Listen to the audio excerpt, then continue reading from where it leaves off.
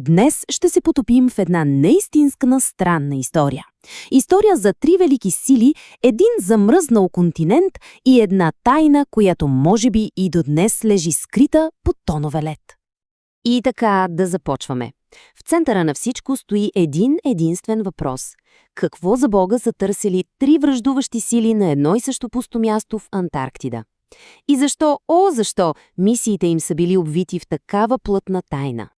И тук нещата стават наистина интересни, само вижте хронологията.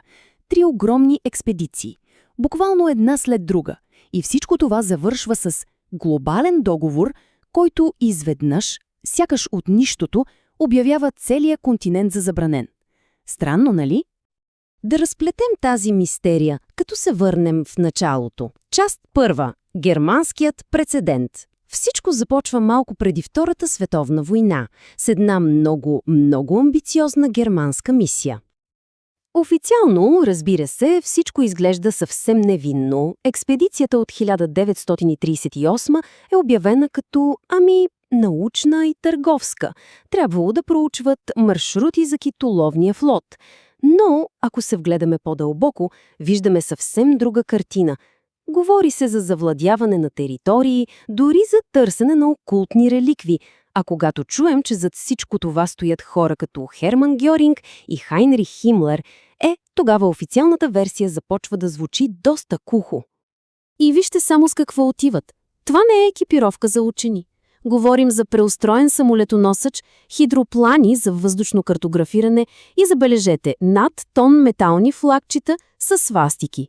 Целта – да забият знамен на всеки 25 км и да обявят огромна територия за своя. Нарекли са я Нова Швабия. Това си е чиста проба за владяване, а не научна разходка. И тогава, по време на тези полети, те се натъкват на нещо абсолютно невероятно. Представете си, насред безкрайната ледена пустоша намират оазис. Истински оазис, без лед, с скалисти хълмове, езера с течна вода и температури над нулата. Перфектното, наистина перфектното място за скрита постоянна база. И тук се ражда една от най-големите мистерии на 20 век. Дали са се възползвали от това откритие? Чуйте само предполагаемия цитат от адмирал Карл Дъниц от 1943. Германският подводен флот се гордее, че построил за фюрера непристъпна крепост. Това подхранва теорията за тайната база 211, така нареченият Нов Берлин, скрит под ледовете на Антарктида. Войната свършва, но историята тепърва започва да се заплита. Сега на сцената излизат американците. И то как? С най-голямата военна операция в историята на Антарктида. Операция High Jump, водена от легендарният адмирал Ричард Бърт. Ключовото тук е мащабът. Вижте това число – 4700 души.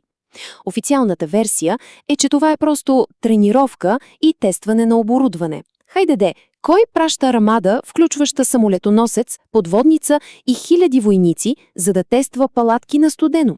Това прилича повече на инвазия, отколкото на учене. И на къде мислите се отправят? Разбира се, право към Нова Швабия, същата територия, която германците са обявили за своя. Цялото им внимание е насочено точно там, около онзи мистериозен топъл оазис Ширмахер. Случайност? Едва ли.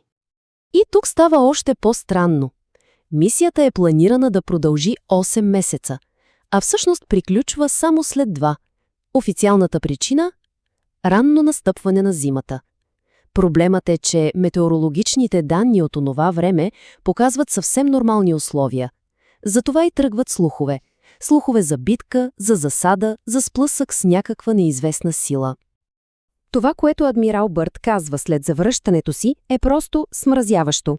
В едно интервю той предупреждава, че Америка трябва да се готви за отбрана срещу вражески самолети, които могат да прелетят от единия полюс до другия с невероятна скорост. Представете си шока през 1947. Веднага след това го викат в Пентагона, а цялата операция е засекретена. И до днес. И ако си мислите, че мистерията свършва до тук, грешите. 10 години по-късно на сцената излиза и третият играч – Съветският съюз. През 1958 те изпращат своя експедиция. И тук историята придобива почти мистичен оттенък.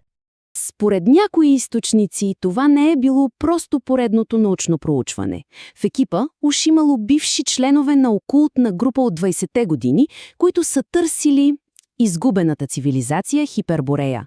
Идеята е, че са вярвали, че точно там, в земя на кралица Мод, се намират входове към подземен свят. Звучи като научна фантастика, нали? Но вижте какво се твърди, че са открили, макар и неофициално. Първо, с подледен радар засичат огромни правоъгълни структури на стотици метри под леда, подредени симетрично. Второ, от тези структури се излъчва топлина, която топи ледо отдолу. И трето, компасите в района полудяват, а уредите им засичат странни, повтарящи се магнитни импулси. Какво по дяволите е това? И какво мислите, че се случва с тези данни? Познахте. Същата история като с американците. Документите от тази съветска експедиция са засекретени. Някои дори твърдят, че файловете просто са изчезнали. Буквално не съществуват никъде. Отново стена от мълчание. И така стигаме до финала. Кулминацията, която превръща тази история от поредица странни съвпадения в истинска енигма. Имаме 3 враждуващи сили. Всички отиват на едно и също място. Всички се връщат и засекретяват всичко. И точно тогава се случва немислимото.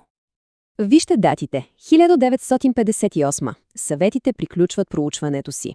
1959. САЩ, СССР и още 10 държави подписват Антарктическия договор. Само година по-късно, в разгара на студената война, когато двете суперсили са на ръба на ядрен апокалипсис, те изведнъж сядат на една маса и се съгласяват за нещо. И то за Антарктида.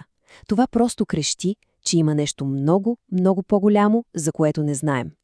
И този договор е като железен катинар. Той забранява всякаква военна дейност, замразява всички териториални претенции, включително и германската Нова Швабия. И на практика обявява целия континент за зона, забранена за експлоатация. И тук идва въпросът за $1 милион. Дали са го направили, за да запазят мира, или за да запазят тайната, за да са сигурни, че никой никога няма да разрови това, което те вече са намерили там. И не си мислете, че това е просто стара история от архивите. Защото дори и днес, с съвременната ни технология, мистерията продължава. Сателитите продължават да засичат странни неща точно в този район. Земя на кралица Мод. Периодични магнитни импулси, сякаш някой часовник цъка под леда. Структурирани радиосигнали, уловени съвсем наскоро. И радарни изображения, които показват огромни, геометрични форми на километри под повърхността. Аномалиите са там. И сега. Което ни връща към основния въпрос. Какво са открили там? Какво може да е толкова важно, толкова революционно или толкова плашещо, че да принуди 3 смъртни врага да забравят различията си и да заключат цял един континент? Тайните на тези 3 експедиции си остават заключени в аршивите. Но може би най-голямото доказателство не е в това, което знаем, а в това, което не знаем. Самата стена от мълчание, самото прикриване разказва история. История за нещо, което е било открито и за нещо, което е било умишлено погребано, не само под леда, но и във времето.